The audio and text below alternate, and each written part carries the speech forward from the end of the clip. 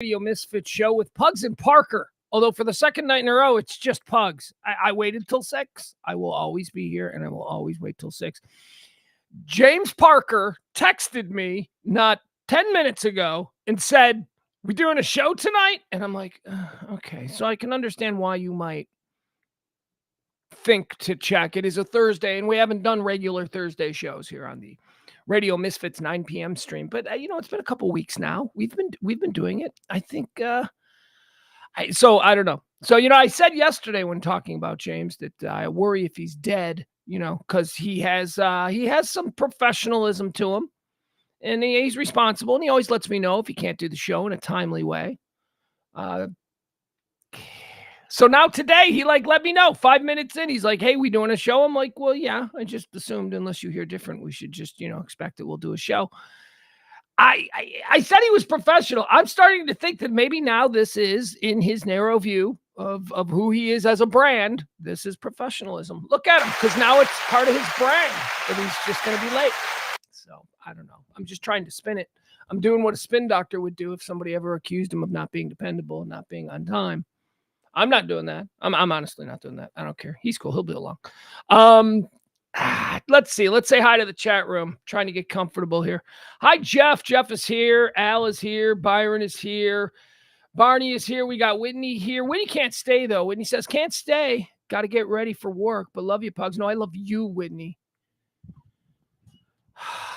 Al says, "You need a Boston Scally hat. Very dapper for an Irishman." Oh, well, that is, thank you. Of course, you're discussing the attire tonight. Hi, Jen. Talking about the attire tonight. Last week was, of course, Dress Cute Week or Cute Outfit Week, however you want to call it. And some of you may not be aware of this, though, because last week, Cute Outfit Week was so short, and I have so many cute outfits that I've discovered. I would like to let all of you know that Cute Outfit Week is over, and I would like you to meet Cute Outfit Guy. Hi, yeah, every night. Why not? I'm looking through, I have 60 shirts, 60 shirts that I've never worn, and I've probably got 120 ties. And it's like you just put them all together, and it's like, yay, cute outfits. Hi, Hugh. There's James. There's my guy. Look at him. All right, see, wasn't too bad. James is here. I was just explaining James last week. Somebody commented on how dapper I look, which I do.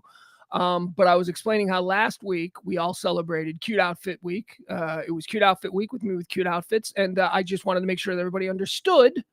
Cute Outfit Week was such a success that, James, I'm now Cute Outfit Guy. Cute Outfit Guy is now a permanent fixture.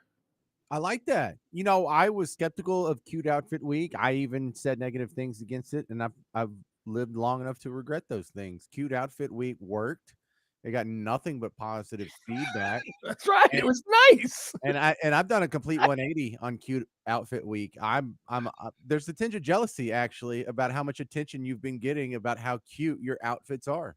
I know. I feel like I owe you an apology. I don't do those things, but if I did, I would apologize for being an ass. Look, I can feel it. You're my brother. I can feel the empathy, and I appreciate it. I would encourage you, should you feel so inclined from time to time, but you dress nice from time to time. I'm the one that always dressed in the same damn thing. All right, let's get started with the Radio Misfits show. James, what do you want to do tonight? Because I have to tell you, I was working all day long on numerous projects, and then I was on the phone for an hour and a half before we got together here. And I really quickly, I have stuff from earlier in the day, but I really quickly went and looked and was like, what is going on? What is going on in the last couple hours? Because I've been detached. There's a lot going on, man. We can just rip and read off the freaking Drudge Report if we want. There's a lot of stuff going on that we can just go, whoa. Snoop Dogg ain't smoking weed no more. Puffy is being charged with rape. What else do we get? Dude, it's crazy. It's like the world is spinning off. The Crown is new. Jeff in the chat room and I are, I think, in some kind of a cold war about who can watch more of The Crown fast enough. Oh God. I think he might even he's got a day off tonight, so he might be already a couple of episodes in. I'm jealous. I'm so jealous of both of your lifestyles that you get to watch so much TV, just stream and all that. Well, yeah, I mean, I don't have 4 kids. I don't have 4 No, kids, and, well, yeah, I can knock out 2 hours, 2 to 3 hours of a series after the show every night. That's every night, and then at lunch or at dinner, I hope you I'll watch appreciate that because it's not going to last forever. You're about to be buried for years on end or for a contract that lasts and then gets renewed. And you think you're just going to do this for a couple years and you end up doing so it for like 11 and it's well, coming. let's hope. That's the plan. But yeah, but I don't All did right. you Can I just have like just a small modicum of control here? Let's do the Snoop take it? thing after I really quickly do this other thing. I want to do the Snoop thing too, but Yeah, go ahead. this is going to be quick. I mean, 2-3 minutes tops. I just want to point out how over and over and over, I find the job of parenting to be so much easier than people act. And I am so puzzled by this. They act like it's so difficult. And I understand for people who have like a special needs kid or a kid with behavioral issues or a kid who was born with like a baboon heart on the outside or whatever. But just for, normal run of the mill average people who have kiddos, it's really not that hard. And you people should be a lot more grateful. You people whine a lot. Parents whine a lot about being a parent. Alright, 2 things in response to that. 1, oh god, dude, people just freaking hate when you do that. There are people right now going, "This freaking guy." Okay, alright, that's 1. 2, James, I really think you should hold off on the end zone celebrations until your kids have been raised and you know how they turned out. Because right now you're like, "This is easy." I mean, Oh, let's see how they turn out. yeah, and This is that's the statement you made the statement of a man whose last child has just graduated college, and you're not there. Yeah, so I accept that, criticism, but also the fact that, well, I'm allowed to have an opinion in the meantime. Yeah, you're allowed to be wrong and look silly Right. because you're saying something that only an immature person who lacks the experience of a full child rearing would say. Well, look, I understand that at some point it may get drastically more difficult, but for all of my kids who are like grade school age, I hear a lot of people whining about, "Oh, you do." I just remember back in the days when I was single and like especially when I was on the radio and a parenting issue would come up and some caller would call in and Yeah. they'd be like, "Do you have kids?" And you say no, and then be like, "Well, then you don't understand."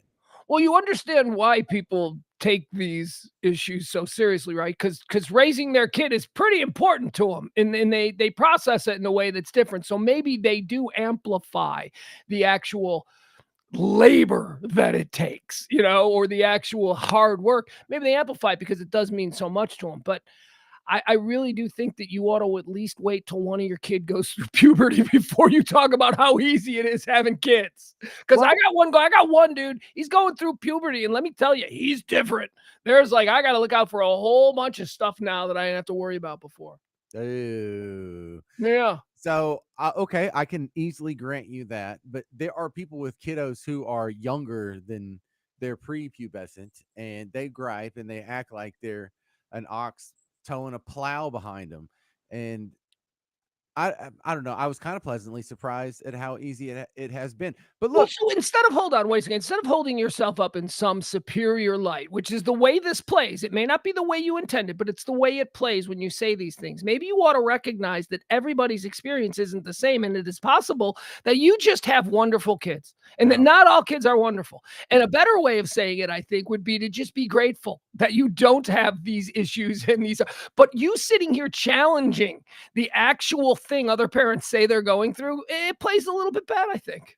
well, look, for all the badass kids who live on the awful side of town or whatever, I don't know what you're trying to differentiate there. I'm comparing myself to my peer group. I'm comparing myself basically to friends and then also the parents of my kids' friends. And these are the other co-parenting peer group that I interact with Right. the And they're most. saying it's hard. And they're saying it's hard, and you're saying it's not. And so you're saying they're lying about it being hard Well, instead no, of going, "Boy, I'm glad I don't have it hard." That's how it's playing, though. I think That's how it's people coming no, no. out. Okay, well Like, then they're being dramatic about no, how no, hard no. it is. That's how you started it. Okay, well then let me explain myself better. So if you come away with Pugs, you're not trying here, because here's really why I think that they say that people are sort of, I don't want to say they're fishing for compliments, but they like to act like their struggles are genuine and Oh, sure. tough, and they are just really going through it, because they're sort of like a societal virtue. And not saying the very abrasive stuff that I'm saying now, like, hey, this is pretty easy, like, hey, how's it going, how's the family? Oh man, easy, it's a breeze. No one says Well, that. I'm sure there is some perceived honor in the person pretending that they're doing something so admirable as child rearing, and acknowledging how difficult this is. They are someone who says that out loud is looking for someone to go, "Oh, you're such a good mom." I mean, that's what they're fishing for. You go No, I get it. I get it. And in some ways, I appreciate parenting camaraderie that comes with the, exaggerating, like we're really going through it, like we just stormed the beaches of Iwo Jima having kids. But a lot of the people you talk to, I don't want to be a jerk about it, but you know, they live in like a 7-bedroom house with a pool and a wine cellar, and they're like, oh, these kids could totally wear you out. Like, yeah, they wearing out the nanny. Is that what they're doing? Yeah, So I mean, I get you. I get so you. I so are just again, saying I would say so, but people like that are saying it though. you're at People the like that are having these complaints, then it's just some sort of cultural more that I think is inaccurate, and I think it's kind of tired. It's, I don't know, it's unfairly representing what parenthood is. Parenthood's Jeff kind of brings up fun. a great point. Jeff brings up a great point. Your daughter's probably going to be a spitfire because she's probably going to have a brain, and she's probably going to be beautiful and all of these things. What happens the minute your daughter, and probably around 17, 18 years old, what happens the minute she decides that she just is disgusted by everything dad stands for? What then? And you're going to start having these fights, and then all of a sudden it ain't so easy because now you're emotionally bent by your daughter, unless you're just the kind of person who'll be like, whatever, and move on. A lot of dads can be like that. But these are the kinds of things, as children grow and have opinions, they start to split from their parents, and this causes all kinds of problems. You are going through the easiest part of having kids, from what I understand. Well, then can You, we you are going all through agree?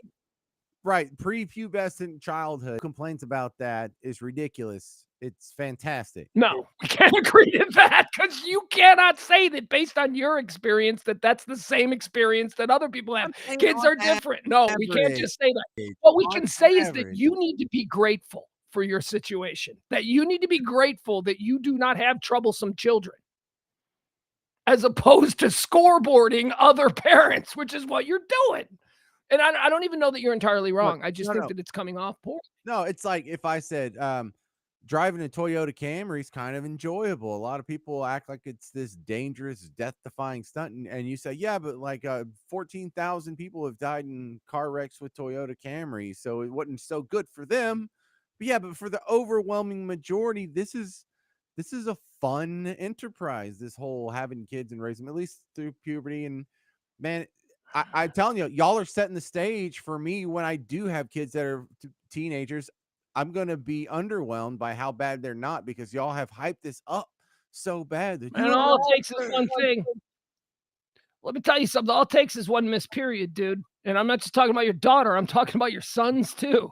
You want to have your entire perfect world be upturned? How about James as a grandpa at 49? I mean, anything can happen. And you seem to be completely oblivious to the fact that since it's been smooth sailing so far, that there couldn't possibly be a change in weather. I didn't say that. But you inferred it. And that's the way your tone was taken by not only me, but And a not number of people. my kids are gonna be delightful now for all time. I hope so. I hope they are. Up until this point, but look, they're scoreboarding each other over here in the comment section. I Going, know. come talk to me when your 14-year-old steals your car at 3 in the morning and runs through a fence. And then Jen claps back Barney as the daughter who stole my dad's car at 3 a.m. We're best friends now. Well, right, you're best friends now, but that doesn't mean that it wasn't a problem for about 6 weeks. 6 weeks back in the summer of '95 when, All man. right. Now look at Byron. I'm going to be a grandpa at 44. So I did the math. My grandma, my maternal grandma, when I was born, had just turned 40. Yeah. Well, I mean, rural, long time ago. Different. I have a sister that's 2 years older than me. She Girls became didn't a go to grandma. college. They got married off at 15. I mean, She was a grandma at 38. I was her second Wow. grandkid. Wow. Yeah. So I don't know yeah. how old. I don't know how old my grandma was when my mom and those kids were born. I don't know. I assume pretty young though. All All right, right. Snoop Dogg. What? Pivot to Snoop. No. I just thought you want to put a little bow on it. But if you're good, look. Hey, let's hear it for James. It's perfect life. Perfect Not what I wife. was saying. Perfect kids. Everybody else is an a-hole parent. James is the great. Not what I said. That's what it sounded like to me.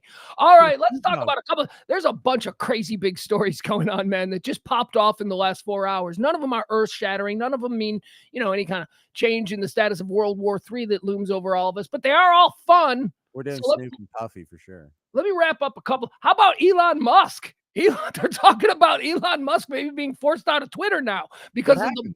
well, Elon Musk, he commented on a Nazi on Twitter, said something, some anti-Jewish conspiracy theory, and Elon Musk tweeted, "Yeah, that's right," like agreed with it, and so now everybody, IBM has pulled everything, every bit of advertising, every bit of support from Twitter.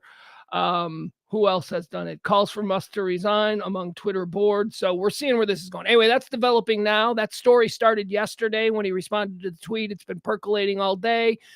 Advertising is tanking out of X or Twitter. IBM is the biggest one who has said, but what is IBM? What do they do? What do they advertise? You know what I mean? Like, it sounds like a big company, but I don't think I ever see IBM commercials. Do you? I don't know. When's the last time you bought something with the IBM on it? I assume they do other things. Like, I assume like the stuff that's inside the stuff I do buy might have something to do with IBM. That's just how I look at it. All right, so there's that story. Then there is yeah, that's a funny one, but we don't need to get into that. You got Streisand. Streisand saying she's going to leave the country if Trump wins again. Hey, so we're back in this nonsense. we're back with these. Good, go. Don't let the door hit you on the way out, Babs. And then, of course, Sean Combs has been accused of rape and sex trafficking. Puff Daddy. Sean Combs, Puffy. Yeah. Here, let me jump into this. So let's do this one, and then we'll follow it up with Snoop, because that's the interesting one. Sean Diddy Combs tried to pay off rape accuser with 8 figures, lawyer claims. That's a lot. What is that? Is that 10 million? Yep, at least. Yes, that's tens of millions.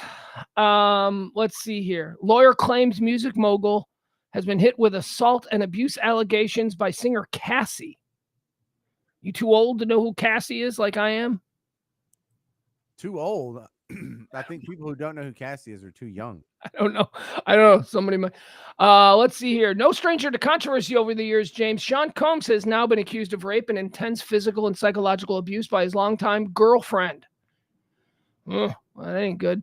And they say that he had enlisted lawyers, tried to pay her off to keep it quiet. Mr. Combs offered Miss Ventura 8 figures to silence her and prevent the filing of this lawsuit. So this is an actual. All right, see, this is what I said. These were all just popping up. This isn't legal charge. This is civil. Which, if there's, I always look at a civil case like this, these civil charges, and think if there were any actual teeth to it, there would be more than just a civil charge. Those are the kinds of things I say, James, that gets Adam Reyna going nuts, because he thinks that, anyone who's accused has to be removed from polite society. The statement Thursday came after Combs' attorney, Ben Brafman, responded to the filing by saying that his client vehemently denies these offensive and outrageous allegations. We don't need to go on. This guy, by the way, this attorney was he's coming off his big success with Harvey Weinstein. So I can see why Puffy would want to hire this guy. Okay, but explain to me, like, what the charge is. Puffy's supposed to have raped her. They were boyfriend and girlfriend. What's the deal?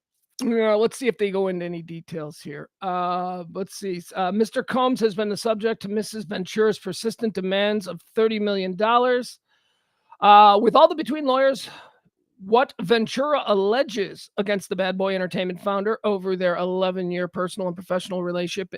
Hey, by the way, I just need to mention this. Something really cool happened to me on Twitter. So a couple of days ago, I tweeted something about. So I've been I don't know what happened, but I'm trying to get my kid into Chicago house music because he likes EDM and all this stuff. So I'm showing him stuff that I used to listen to, and Bad Boy Entertainment. So one of the great house music DJs from my childhood was a guy named Bad Boy Bill, and I tweeted something. I need to find me some Bad Boy Bill, and Bad Boy Bill responded to my tweet. I was so that's cool. I love it. All right, back to the story. In 2022, Mr. Combs received the Lifetime Achievement Award at the BET Awards. During his acceptance speech, Mr. Combs stated, What year? 2022. Okay. During his acceptance speech, Mr. Combs stated, I have to give a special shout out, thank you, love to the people that was really there for me. He named a number of people before adding, also Cassie for holding me down in the dark times. Love. The truth, however, is that Cassie, Miss Cassandra Ventura, was held down by Mr. Combs and endured over a decade of his violent behavior and disturbed demands. For Ms. Ventura, the dark times were those she spent trapped by Mr. Combs in a cycle of abuse, violence, and sex trafficking. Among other violent and unlawful acts Mr. Combs is accused of are she raped Mrs. Ventura in her own home after she tried to leave him. Often punched, beat, kicked, and stomped on Mrs. Ventura, resulting in bruises, burst lips, black eyes, and bleeding. Blew up a man's car after he learned that he was romantically interested in Miss Ventura. Forced Miss Ventura to engage in sex acts with male sex workers while masturbating and filming the encounters. Freaky. Ran out of his apartment with a firearm in pursuit of a rival industry executive whom he learned was nearby. that's good for his street cred right there. Because I sometimes think of Puffy as being soft now, right? Like, yeah, this doesn't sound believable. This is. It all sounds absolutely 100% believable. We can get into this debate in a minute here. There's more. Demanded that Miss Ventura to carry his firearm in her purse just to make her uncomfortable and demonstrate how dangerous he is. And finally introduced Miss Ventura to a lifestyle of excessive alcohol and substance abuse and required her to procure illicit prescriptions to satisfy his own sexual addictions. There you go. That's all I got. Those are pretty significant. What are we looking at here? Is this her? This is Cassie. It's the only song of hers I could, if you like, put a gun to my head and say, name every Cassie song you can think of. I've never even heard of Cassie. Yeah, okay. You've heard the song 1,000 times. Next selection. Bad boy.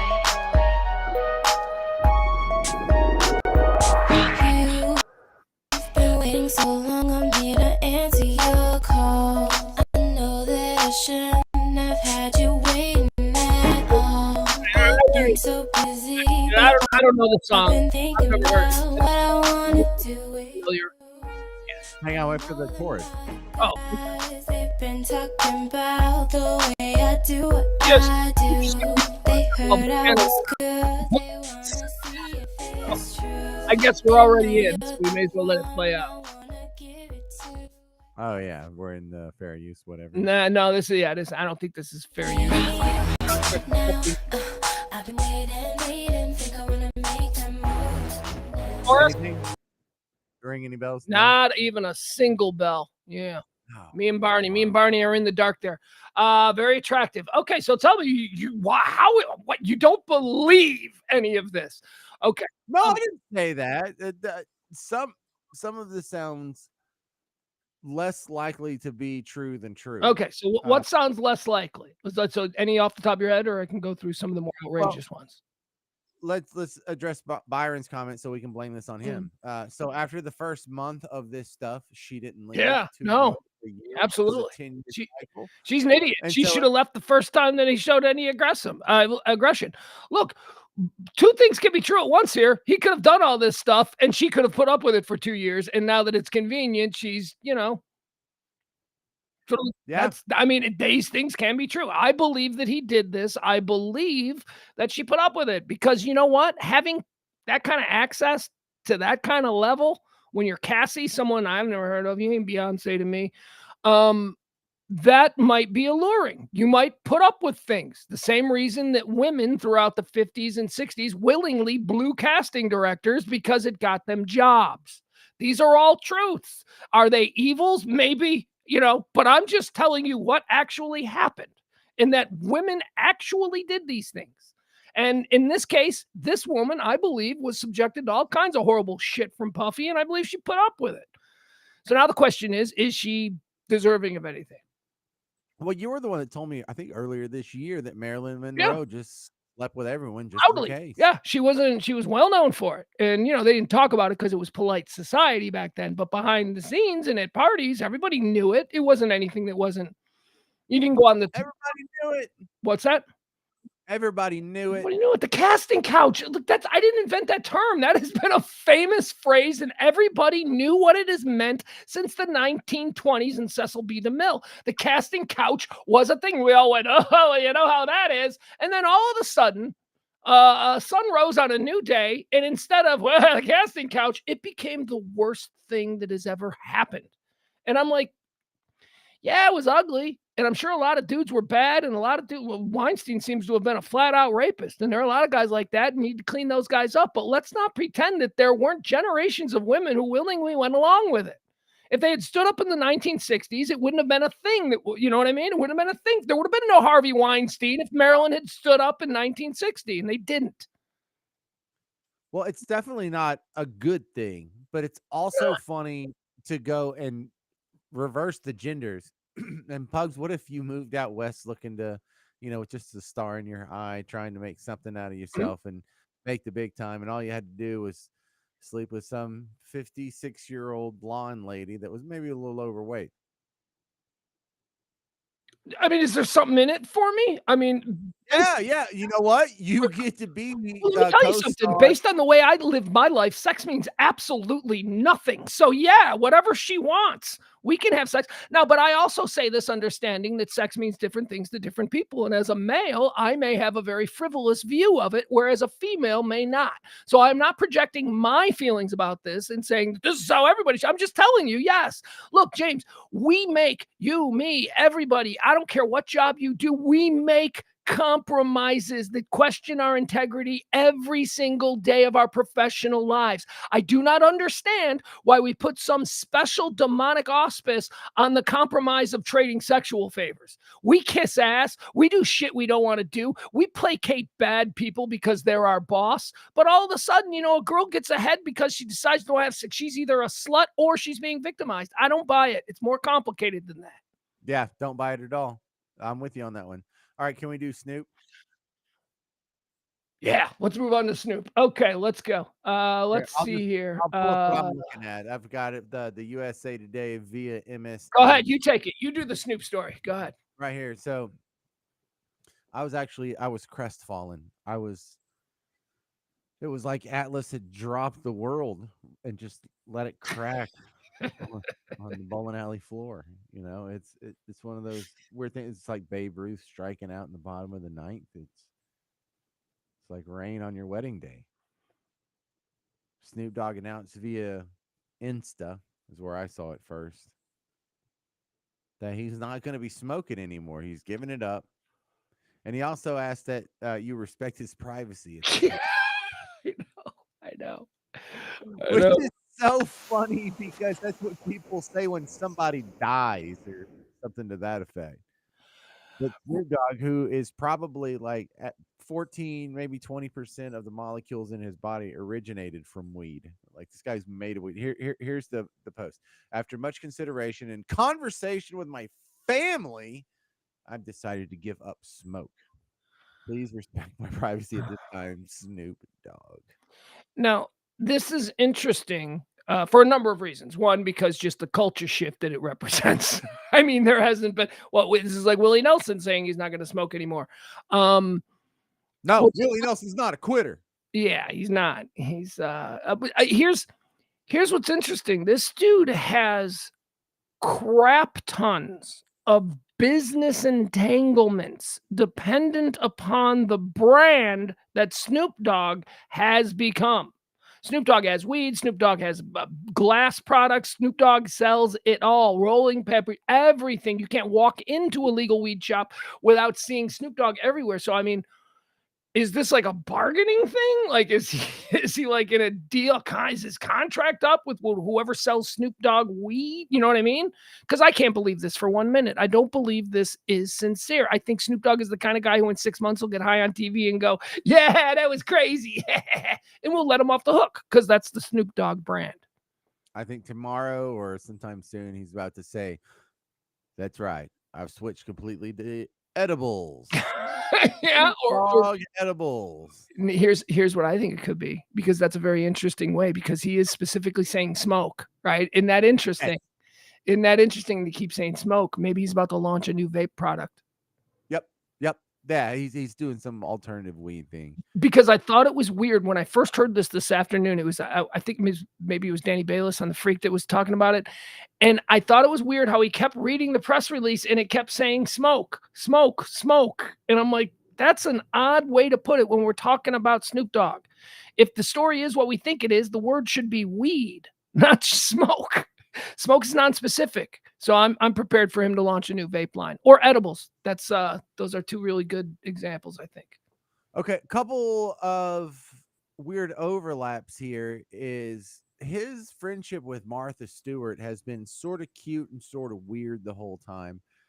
And it's been interesting to see, is Snoop going to rub off on Martha Stewart, or is Martha Stewart going to rub off on Snoop? And so my fear here is that maybe Martha Stewart's rubbing off on Snoop. And so I'm going to ask you to sort of hypothetically digest the news that this isn't some awesome promotional trick or some publicity stunt for the new Snoop vapors. Let's believe it. Let's believe this is sincere. That's kind of sad. Isn't that kind of sad? Like it's like finding out Cheech and Chong quit. Well, here's the thing. Obviously, I have questions. What happened? Like, what happened with his family concerning weed that he is doing? Because the only way I think you would come to this is if, there was a big fight with the wife and the kids were, you know what I mean? If something weird like that, like what happened? If this is sincere, why? You're not telling me anything. Well, sometimes dad has a problem drinking, and then he gets in a wreck, and he gets his truck drinking neighbor's fence or whatever. Yeah. But there's no weird come to Jesus moment like that for a pothead. No, there's not. That's why it's so crazy. Smoke a blunt, and he's like, "Oh, I was supposed to run a 5K, but now my lungs are all full of smoke." What's the negative consequence that Snoop Dogg has experienced from weed?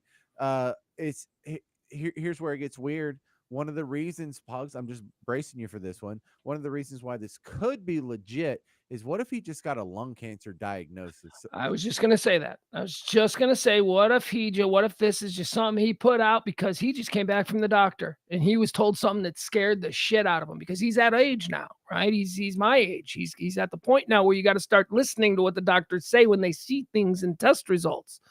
Maybe he's scared. I, however, think it's vapes or edibles. I don't believe for 1 minute.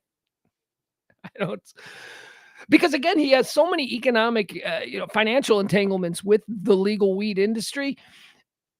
This would be like a torpedo to it. Like, this is not, and if he is sick, like if he did just get a diagnosis, like let's say lung cancer, let's say he got a bad diagnosis, he's immediately blaming it on the weed, which again is bad financially for his entanglements in the legal weed world. He didn't want that association to be made. I don't know. This is complicated. I think it's a bit. I think it's about vapes. Interesting. So I always like it when people throw out bombs like this, because sometimes when you Google them, they're right. Mm-hmm. Jeff Ballard, he's got 19 kids. Does Snoop Dogg have 19 kids? I think so. I know he's got a ridiculous amount of children. I am seeing 4. I did a quick search and I'm on 4. Yeah, I don't know. I remember seeing Snoop Dogg, like a picture of Snoop Dogg with a whole bunch of kids. And I'm like, shit, he's got a bunch of kids. But it might have been his kids' friends too. It might have been, I just assumed he had like 10 kids. Yeah, how many kids does Snoop Dogg have? Just ask Google. How many kids does Snoop Dogg have? 4.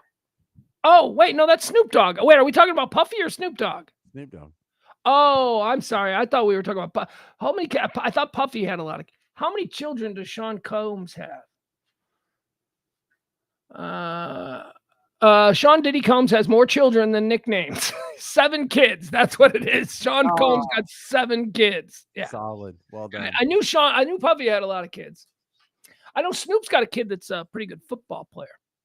Well, no, he's past that now. He's Oh, is got he? a daughter that is now going to. She just signed for some D1 school, and I think she's playing basketball.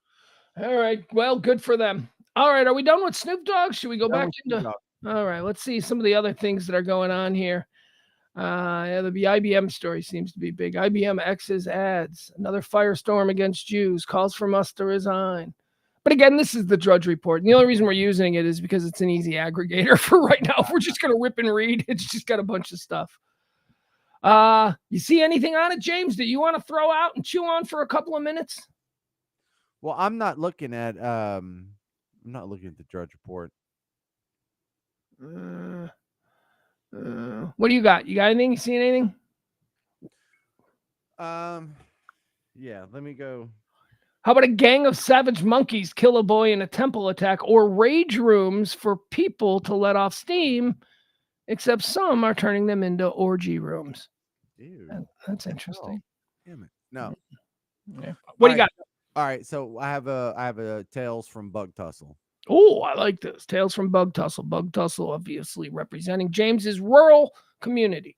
Yeah, so we had a murder out here. We had this is super rare out here. We had a double murder, so it's a really big deal out here. And for the last week, it's been the top story.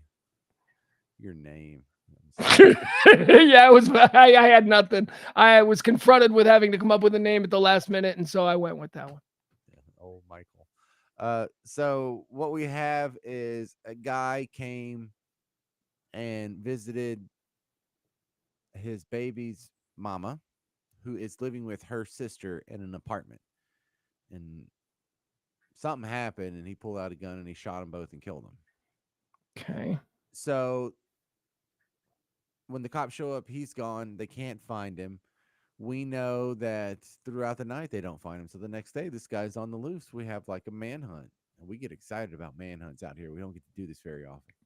Oh, you get the dogs out. Oh, it's very much like in the movies, I imagine. Well, no, he escaped in a car. There's no dogs. Nah, I want there to be dogs. I want there to be open fields and streams, and I want 2 guys shackled together running through the outskirts of Tyler. Go ahead. Tommy Lee Jones. I don't care. Just dogs constantly just about like 200 yards behind them. So, shockingly, a few days into this, he's still on the loose. And his sister gets arrested, and all we're told is she's arrested for helping him, assisting a guy that was on the run. And so he came into custody, I believe, yesterday, and then they had a press conference this morning. They explained what the hell was going on. Somehow, Home Skillet, his nickname is Pookie, he made it to Abilene, and then he hopped a bus in Abilene to go to San Bernardino, right outside of Los Angeles, is where he was slated to get off. That's where his ticket ended. And the cops caught up with him, and they didn't get there before he got on the bus. And they didn't want to stop the bus, and because he was probably armed and super dangerous. He just murdered 2 people. And so in order so the people on the bus wouldn't get caught up in some sort of crossfire, because they try to apprehend a guy who's on the run for murder, who's probably willing to shoot his way out of it. They just followed the bus all the way to Los Angeles. Okay. And they waited until everyone got off the bus and sort of dispersed a little bit. Now, wait a second. Now, who made that decision? Like the cops following the bus were like, you want to go all the way to LA for a couple of days? And they were like, let's do it, dude. I don't know that level of detail, but that is funny to think that some dude was just caught up with it, and he just had to drive for like 23 hours. That's a buddy cop movie. That's a fun buddy cop movie. That's exactly what I was thinking is, there's some yokels that, out in whatever Bug Tussle in West Texas, whatever Scooter, Callahan County, whatever it is, I don't know, outside of Abilene, It could be like a me and you who decided to become cops, and we just ran some plates, and these plates are hot, and then we follow the guy who gets on a Greyhound, and we're like, he matches the description of that Pookie dude that was on the news a couple days ago. And then we're just stuck on the tail of this Greyhound bus, and we got to follow it all the way to Los Angeles County. Because you don't want to make a scene, when the bus stops, because there's innocent people there. So so why not make the decision? Hey, bro, you want to go to LA? But someone had to follow the bus all the way, and at every stop, watch him, see if he gets off, and then make sure he gets back on. Okay, so on the bus, now we got to keep following him. Let's talk about the guy who that job falls to, or the guys, because I like to imagine it as two guys because it benefits our screenplay. This low-ranking guys or these high-ranking guys? Is this something no, dude, I'll go to, or is these like, guys that are like forced to do this who are going to enjoy themselves because they're new cops? Well, my concern is it was probably just some rank and file guys doing good old grunt police work, and some superiors called in, and they're like, we'll take it from here, boys. So they could be the ones that are there when he gets taken into custody or whatever.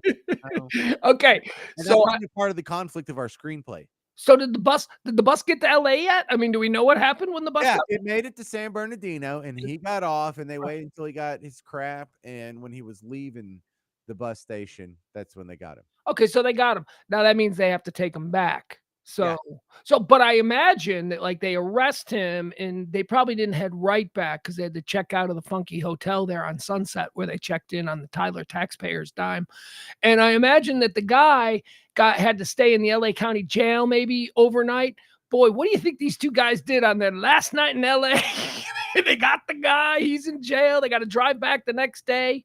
Oh boy, I bet they did all kinds of fun things. Yeah, and I bet you there was some tension between the two of them that gets resolved. Tension. Oh yes. Okay, so we have to have the Odyssey for when they're in LA. So what is it? Is it one of the cops is trying to reconnect with his teenage daughter who was his biological mother? He was adopted. And but isn't it more teenage daughter? Isn't that how you soften a cop, by giving him a teenage daughter so that he can be the biggest a-hole in the world, but then you can have scenes where he's a good dad? So, you know what I mean? I'm just thinking as a screenwriter. Right. You're the mom, that's nice, but what if he's just always wanted to go see the Viper Room where Corey Haim overdosed? I like it. First of all, it's River Phoenix, and yes, he's obsessed with it. Like he's got like a weird obsession. That's why he got into police work, because he believes it was a murder. And now he's finally going to get an opportunity to actually go to the Viper Room. I love it, baby. Can you do it for $20 million in 7 weeks? I can do it for 10. There you go. No, dude, what do you don't? This is why you have an agent. The fuck is wrong with you? Do it for 10. All right, very good. All right, hey, James, I got something. That was a fun little story from Bug Tussle, but I got some other Bug Tussle news. Not really Bug Tussle news, but Bug Tussle adjacent.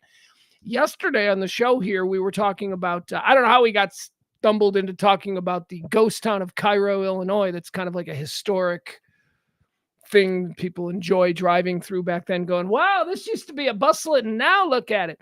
And we talked about Texas and how I believe there to be lots of these things in Texas. Well, James, there are. I have a list of Texas ghost towns. Now, what county are you in? Because I want to look to see if there's anything out near you. What county? I am in Smith County. Smith County. Let me see if there are any ghost towns in Smith County. Yes, there is. James, the town of Belzora. The town of Belzora, Texas, is in Smith County, and it is a Texas ghost town. It says here, Belzora is a ghost town located in Smith County. Okay. Belzora was a thriving port town in Texas in the 1850s before railroads became a much more affordable way to travel. Belzora was located on the Sabine River, a winding river that made it hard for steamboats to navigate. The town at its peak had several dozen businesses, post offices, schoolhouses, and a church. Plans were made to make the river deeper, which never worked, and was soon abandoned after the railroad became a much more popular means of transportation. There you go, Smith County. By Belzora. Have you ever heard of Belzora? I've never heard of Belzora. Never. All right, let's see. Let me look see if some counties around this area, because there's so many damn counties in Texas. All right, so let's do some ones around me. Do Cherokee. Cherokee County. Well, I got one in Denton County here. Well, that's above you. Well, right, yeah. So in Denton County, there is a. Let's do everything you want to do. Well, no. I'm on this one right now. I will find yours next. Denton County is close to the Dallas-Fort Worth area where our listeners are. I thought maybe we appeal to them. Alton, city of Alton, Texas, is in Denton County, and it was a thriving metropolis between 1848 and 1856. Was previously the county seat of Denton County. Currently remains a ghost town with only the infamous old Alton Bridge and some homes in a cemetery remaining. All right, where am I looking? Give me another county. Well, I'm looking at Alton. I actually pulled it up on the map here, but whatever. What does it say? It was also called Pinckneyville. Or Pinckeyville. Pinckey. Pinckeyville. Pinckeyville. All right, come on, give me some more near you. Give me some other.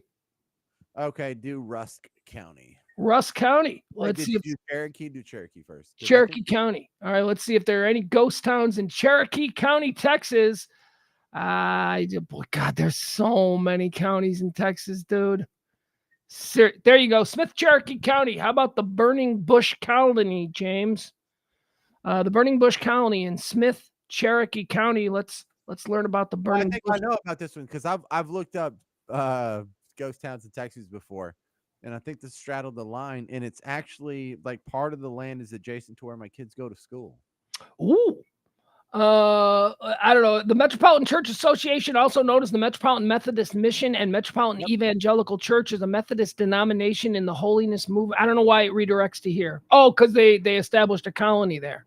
Mm-hmm. All right, that one's gone. All right, give me another county. What else are we looking for? Do Henderson County. Henderson County. Boy, here's more with Smith. No, that's the same one. Henderson County. Let's see. I wish this was alphabetical. It is not. Henderson County. I don't see anything for Henderson County, James.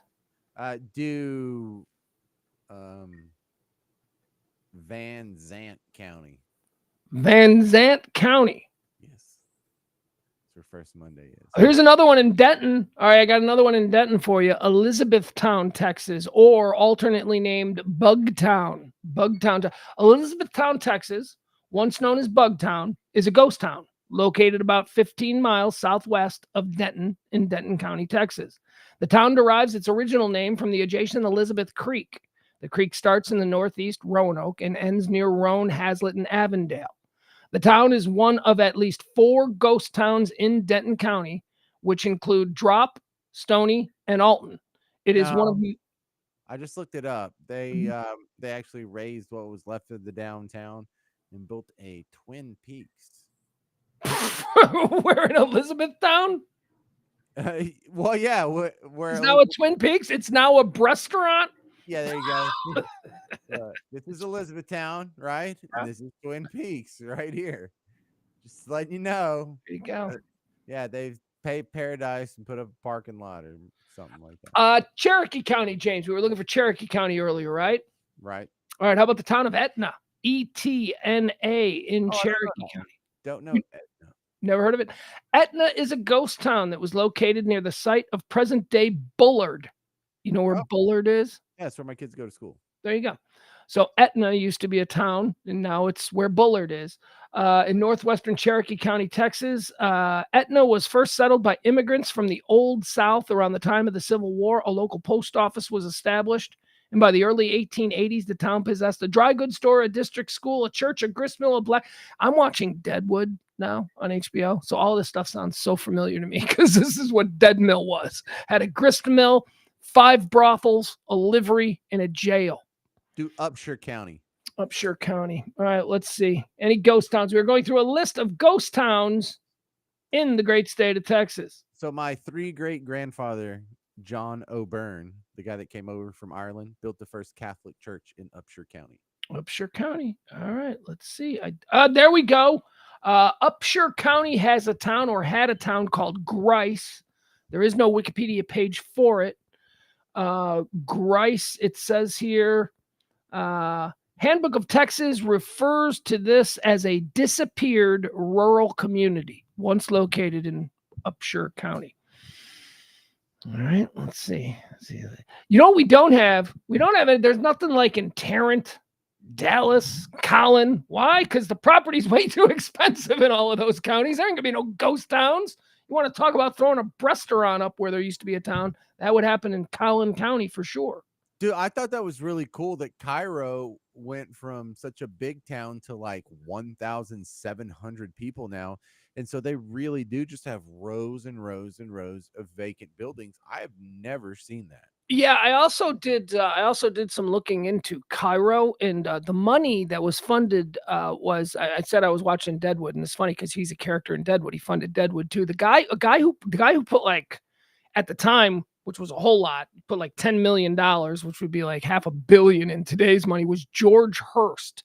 Do you know who George Hearst is?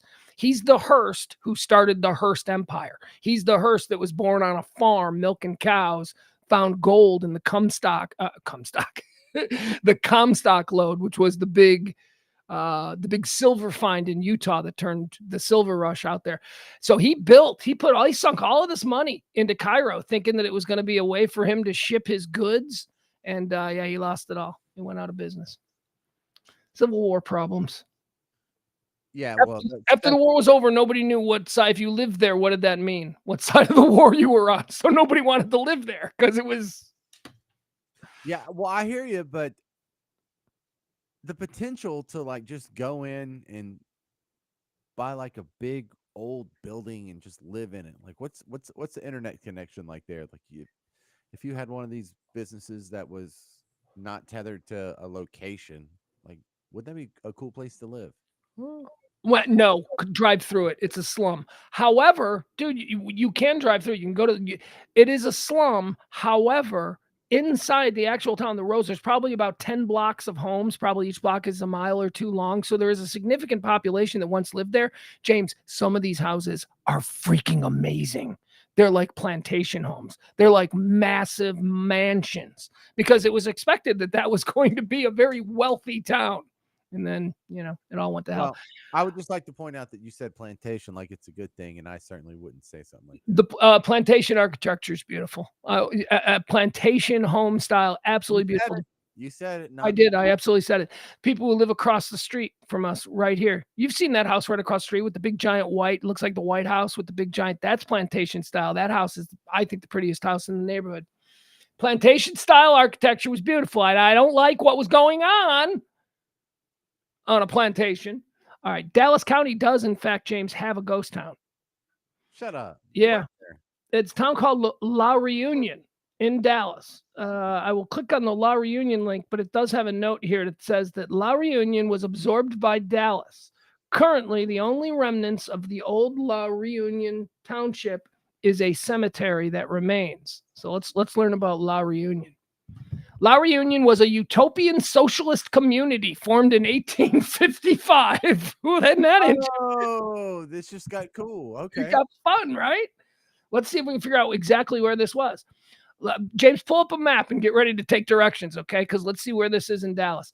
La Reunion was a utopian socialist community formed in 1855 by French, Belgian, and Swiss colonists on the south bank of the Trinity River in central Dallas County, Texas. The colony site is a short distance north of Interstate 30 near downtown Dallas. So it's like Deep Ellum is where this once. No, if it's on the south bank of the Trinity River, then it's more like that North Oak Cliff area. Yeah, okay. Yeah, all the hilly and that beautiful area. There's a big Methodist medical center. Sure. Yeah. In that cool ass old hotel from the 1930s that they redid that's out there. I don't know if you've ever seen that. That's really cool. The colony site is a short distance north of Interstate 30 near downtown Dallas. The founder of the community, Victor Prosper, it sounds like his name might have been used in future developments, doesn't it? Yeah, maybe that's the same Prosper. Dude, I love that about history. I love that when you read these histories, you start seeing names like, and then Douglas Plano came to North Texas. And I'm like, oh, that dude went on to do things. because him and his best friend Frank Richardson. right, along with Stephen Emmanuel Frisco, all came together. Well played, sir. Yeah. Yes. Victor Prosper was a French democratic socialist who directed an international movement based on Forism. I don't know what that is. That's a set of economic, political, and social beliefs advocated by French philosopher Francois Marie Charles Fourier. Oh, it's Fourier. It's Fourierism, not Forism. No, he invented the foyer. Yeah, that's it. That's it. Before we discuss these deep philosophical problems, hang your coat and hat here. If you'd like to use a restroom, it's right there. Thank you, Mr. Fourier. You're very kind. Right. La Reunion was founded in Texas by Victor Prosper. There's nothing here. Victor Prosper apparently fought in Napoleon's military, which is pretty cool. He was weird. He knew Napoleon. Let's see. Texas weather is a reason for it failing. Although the colonists cultivated wheat and vegetables, they did not produce enough for their needs or in time. Their biggest handicap was the uncooperative weather of Texas. A blizzard. Wow. A blizzard. Well, I hope they didn't make any rash decisions based on a blizzard, because that's not a normal thing. You don't give up because you got a blizzard in Dallas. That's an anomaly. Don't be such a baby. Although the colonists cultivated wheat and vegetables, they did not produce enough for their needs in time. Their biggest handicap was the uncooperative weather. A blizzard in May of 1856 destroyed the colony's crop and converted the Trinity River into ice. That summer, the Texas heat created drought conditions. Anyway, that's why it went away. They weren't prepared for the crazy weather. They didn't know how to deal with it. Okay, so I've kind of isolated it. If you're looking, so see where Benito Juarez Park is right here, this place? Hold on. All right, if I zoom out, see, this is here. Let's share it. There you go. Let's share it. Okay.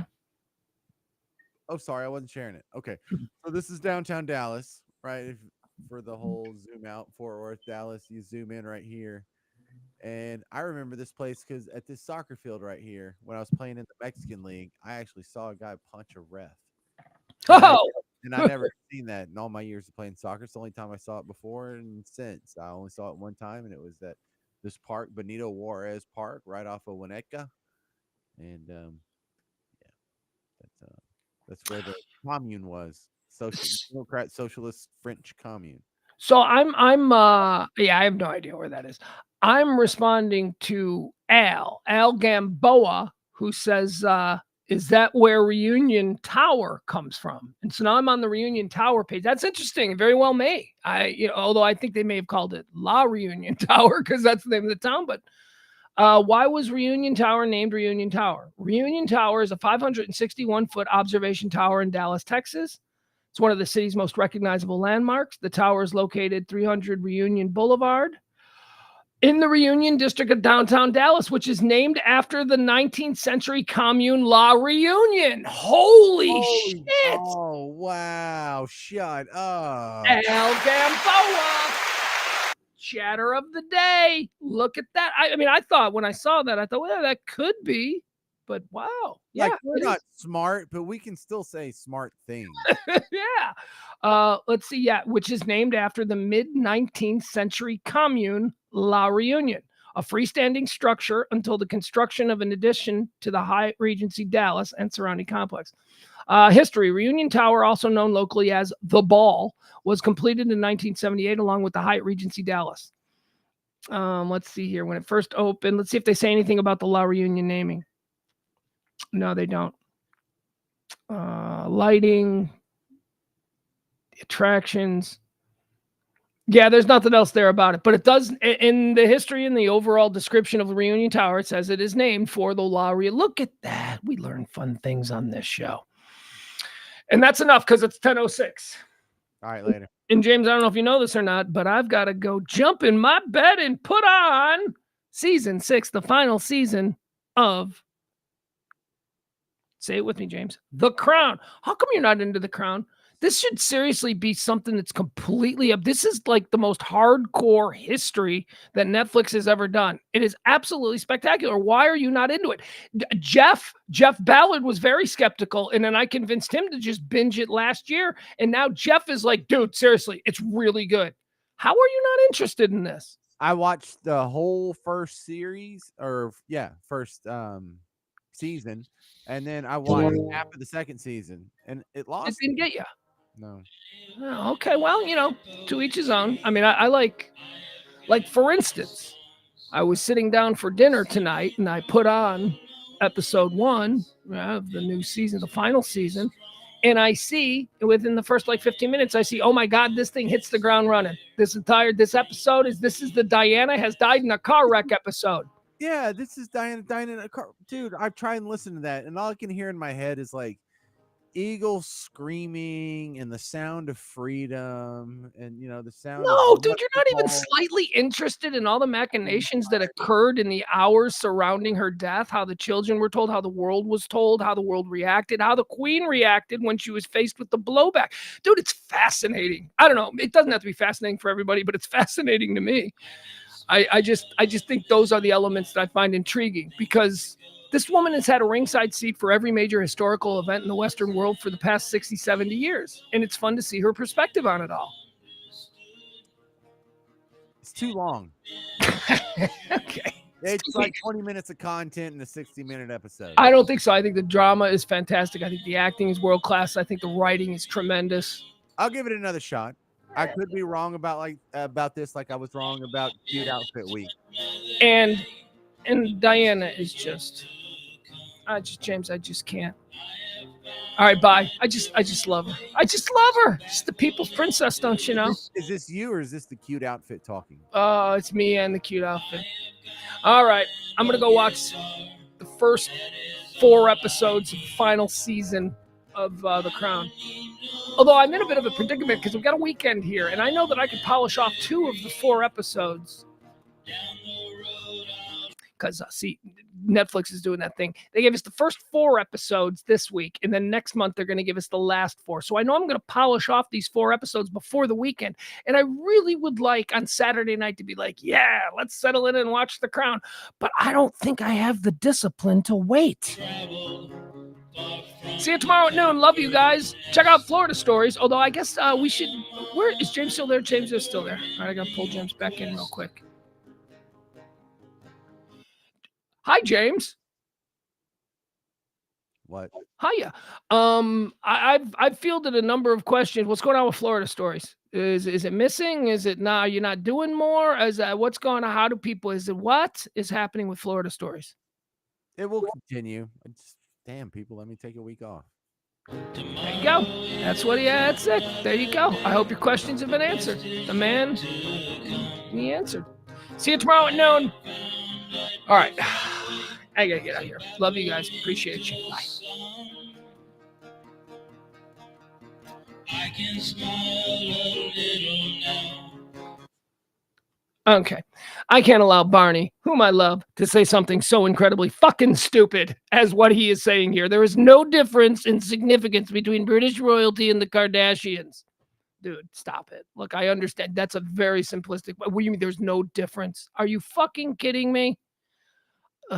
Someone who just doesn't understand. That's yes, I am also against the monarchy. But no, these people are not marginal. These people are not famous for being famous. They're famous because they are mightily influential on the world stage and have been for decades. That ain't the Kardashians. Still love you, Barney. Please.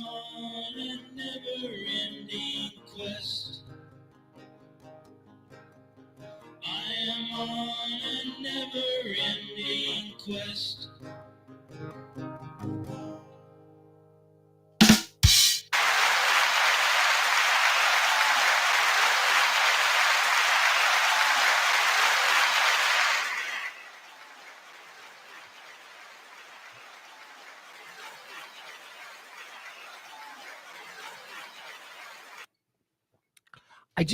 I got it. They have influence with no power. Then you have no idea what happens when the queen walks into a room with all the presidents of the world. Oh my God, Barney, stop it. They have incredible power. They have actually they do. They have great influence, especially over the Conservative Party over the years. The Conservative Party is sort of lockstep with what the Queen wanted. When Labour got in under Tony Blair, it kind of changed things a little bit, but that's okay because now you got King Charles, who's willing to work equally with both parties.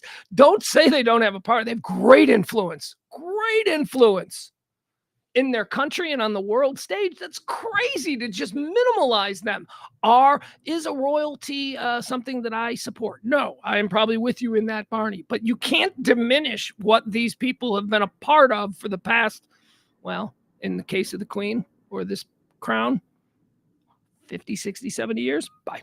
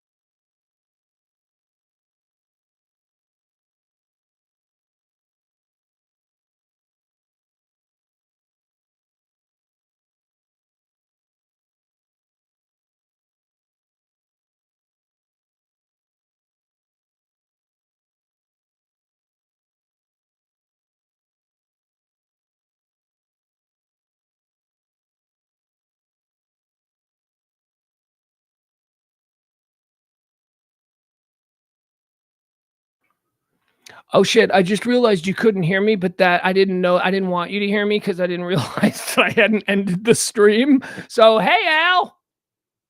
I was just trying to do something. I did want to address Barney and how upset I am with Barney. So upset. They have up the power to rule so they could keep the privilege to reign. Very little since World War II would be. That is the look, Barney, that's about the most simplistic, reductive look at what that family represents in that country and throughout Europe. That's incredibly simplistic. Sounds like would you hear that on the AM talk radio somewhere? Somebody like, the monarchy gave up. No, they gave up. They gave up. I don't want to do this. You know what I want to do? I want to go. I want to have a drink. I'm going to have a drink. I'm going to make a drink tonight. How crazy am I? I'm going to have a drink and I'm going to go settle in. Hi, Jen. What does Jen say? Jen says, thanks for pointing out the new season. I know. I didn't even know till this morning, Jen. I woke up this morning and it was just wonderful news. I woke up like it's going to be a regular day. And I'm like, oh, damn. New season of the Crown. All right. I think at some point I'm gonna have to go back and watch it from the very beginning. I'm gonna have to restart it because man, the John Lithgow as Churchill stuff that season was so good, and then the Margaret Thatcher seasons were so good. All right, gotta go. Love you. Bye, everybody.